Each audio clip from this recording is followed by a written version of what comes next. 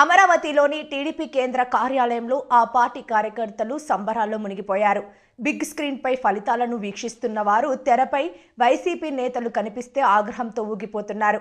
ఈ క్రమంలో తెరపై కనిపించిన మాజీ మంత్రి కొడాలి నానిని టీడీపీ తెలుగు మహిళా విభాగ కార్యకర్త చెప్పుతో కొడుతున్న వీడియో నెట్టింట వైరల్ అవుతోంది. చంద్రబాబును బూతులు తిట్టిన కొడాలి ఓటమి బాట పట్టడంతో టీడీపీ సంబరాలు చేసుకుంటోంది.